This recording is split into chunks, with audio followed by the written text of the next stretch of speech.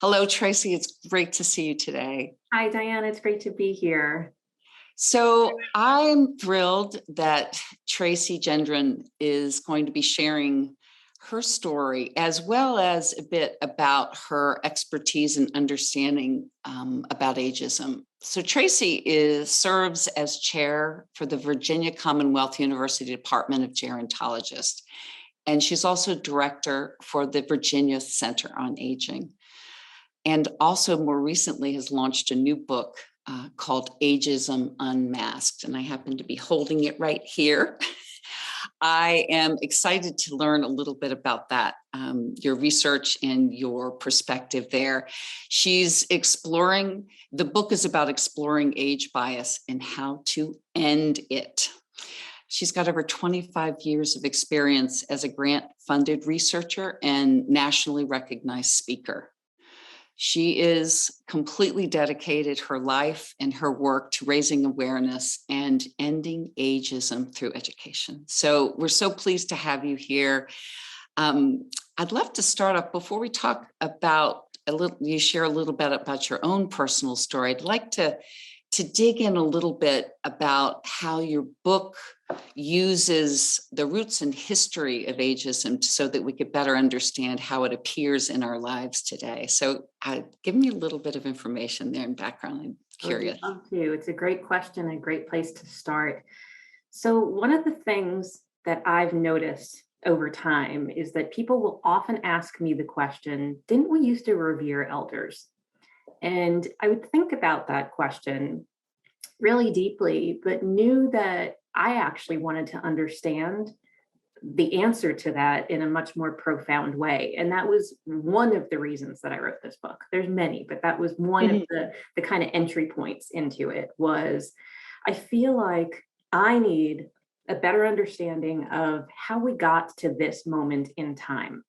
Where did we start in terms of our feelings about what it means to age, what it means to be old, what an old person is used for, looks at, in society.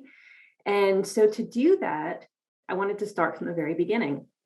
So that means you have to go back in time. You have to really take this historical and linear look at how did we get here? How did we get to today? And the answer to that question, didn't we used to revere old people, is yes and no. And that is exactly where the book starts. So what I learned from it is that ageism is really complicated because aging is really complicated. And I think that is one of the things that has, continued to be a challenge. People have a hard time seeing something that is both growth and decline based, good and bad, and kind of wrapping their heads around the complexity of that.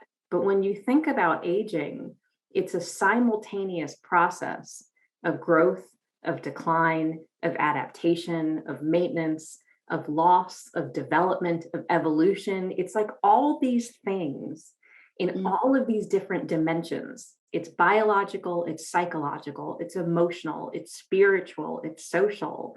So the complexity of the aging experience really then lends itself to the complexity of ageism as a whole.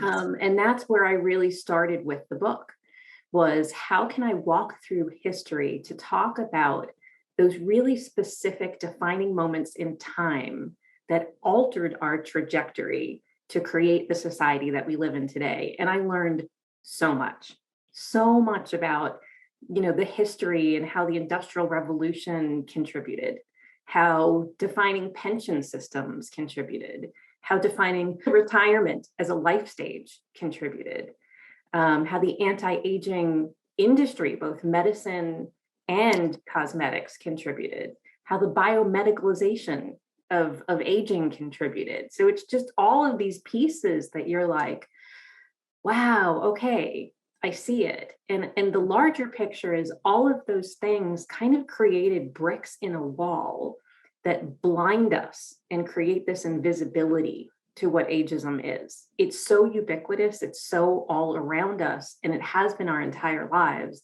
that we don't even see it. Well, And then not to interrupt you, but I think that the thing that I've come to grips with in my 50s was that I walked around, not that people were just acting upon me in an ageist way, but that I had my own internalized ageism that was, built from years and years of my own experience in the culture and in my family and things like that. So it's a really complex thing to deconstruct and change, right? Yes, exactly. And that internalized piece is the most dangerous and damaging piece, because that's the part that actually robs you of health and happiness. Yeah. So, but because we internalize kind of the views that are out there, right? When you see advertisements, when you see commercials, when you read books, when you hear lyrics, when you see all of these things that direct you to being afraid of aging, to feeling shame around being older, that internalizes, and it then, affects how we see ourselves. And that's what's really, really damaging. And that actually is what keeps us kind of locked into this very dysfunctional pattern. And in the end, creates this mechanism to manifest the very things that we're afraid of. Yes. So it's a vicious cycle. Yeah. So we live in a world that the subject of ageism, thankfully, has been cracked wide open you can't escape the conversation, which thankfully is the case, and I think precedes hopefully this evolution and shift. But at the same time, I was listening to someone speak recently about the fact that, obviously our longevity has been increased since our great grandmothers, but think about our own children and our children's life expectancy.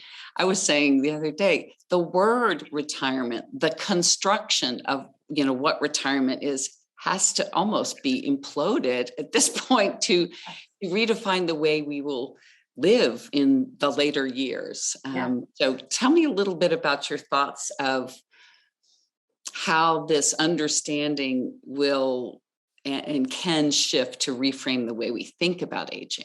Yeah, absolutely. So as you said, we're in the midst of a longevity revolution, really. And we have an unprecedented number of years to live and to contribute to society, to contribute to our own happiness, to create legacies, to accomplish the things we want and pursue our passions. Unprecedented. We can have decades of our life. So that really outdates this concept of retirement. And when you look back as to why we constructed retirement, it did make sense at the time. The benefits were, really created to help support people after their careers working, but that didn't account for 30 or 40 years maybe after you're working. It didn't account for the fact that some people never want to stop working. Absolutely. So we kind of glamorized this idea of what retirement should be. We should be, sitting on a beach, and we should be in a perpetual state of relaxation and vacationing. And number one, a lot of people can't afford it. Number two, that's not satisfying for a lot of people. Vacations are great, but they're great because they end. So we all need a reason to get up in the morning. We all want to pursue something that matters to us. So I think we need to shift our perceptions. When someone tells me they're retired, that doesn't really tell me anything about them other than that they used to work in some kind of full-time.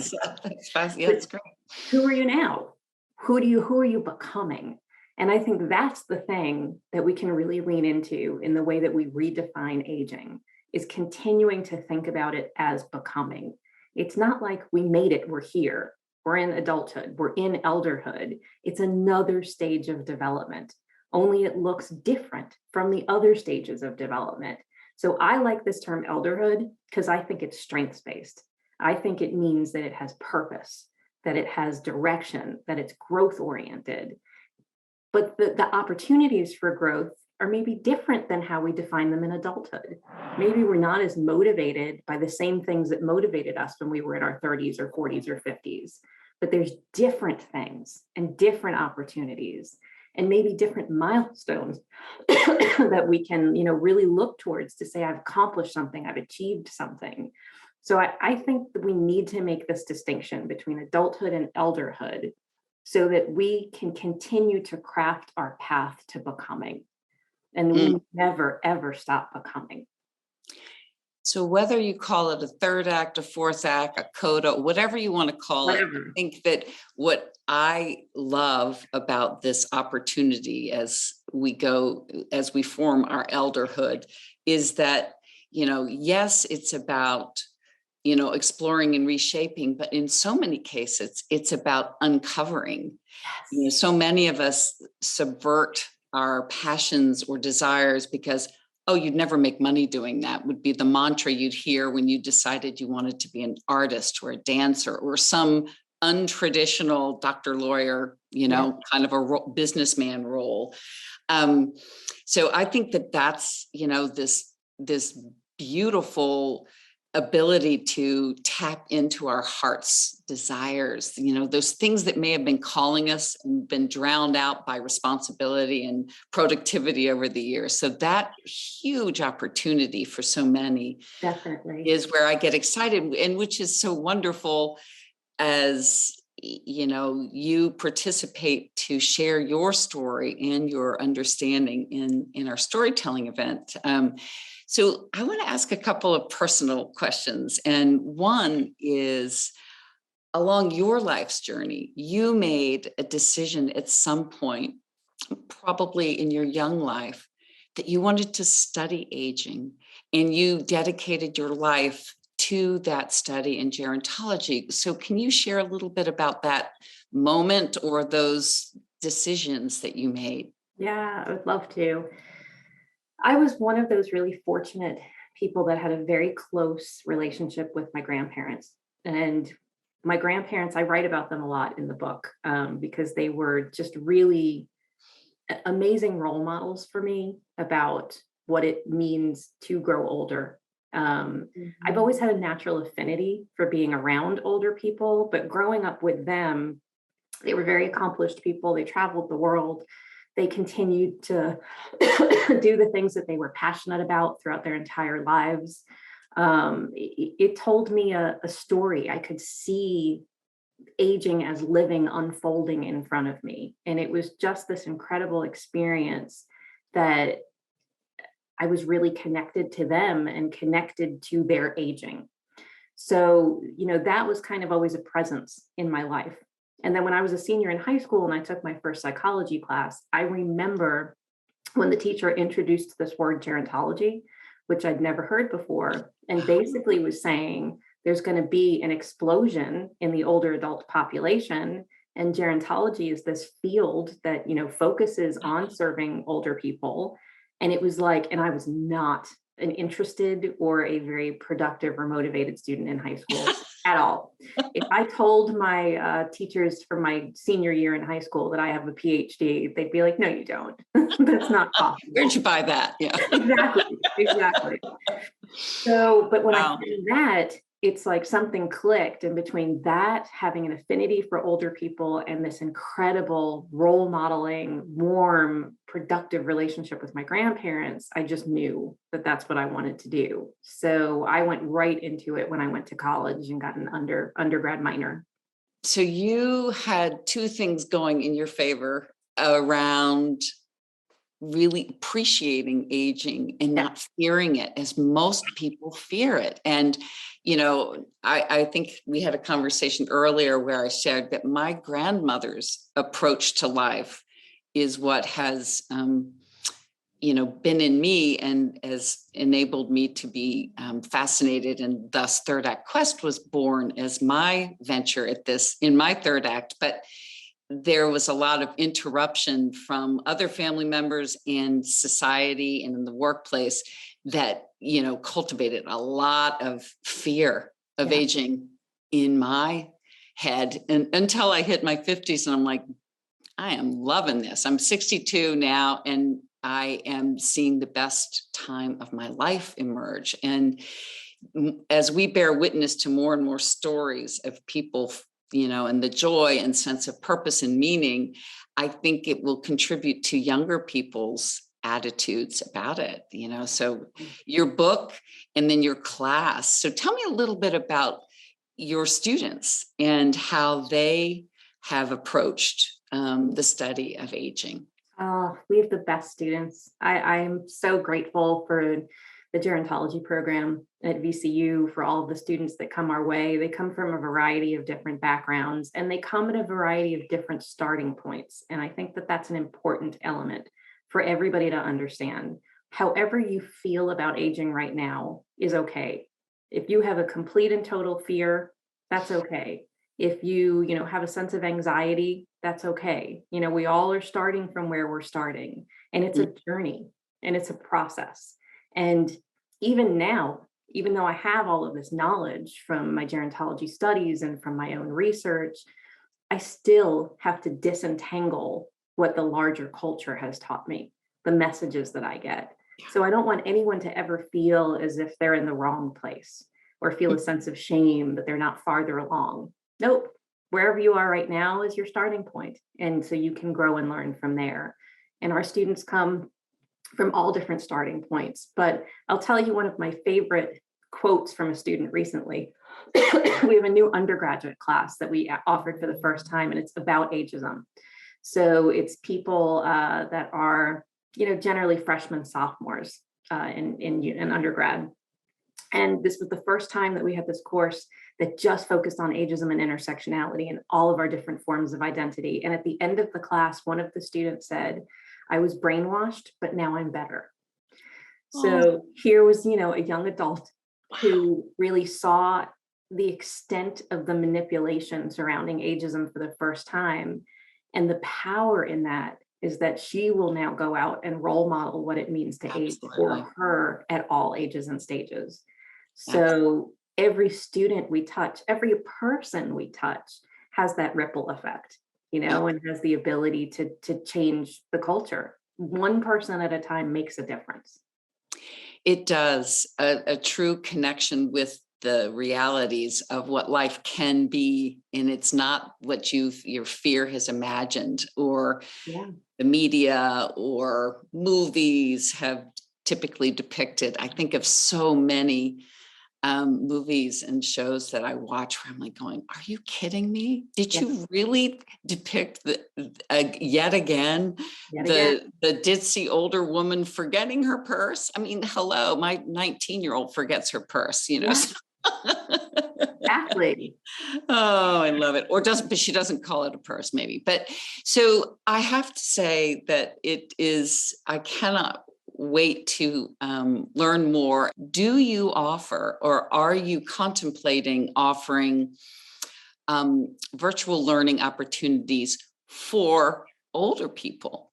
I would love, you're talking about these classes. I don't have time now to come down to VCU and, get a master's, but I would love to learn more about gerontology. Oh, definitely. Yes. So we are definitely looking into all different kinds of options, and I promise to keep you posted on that.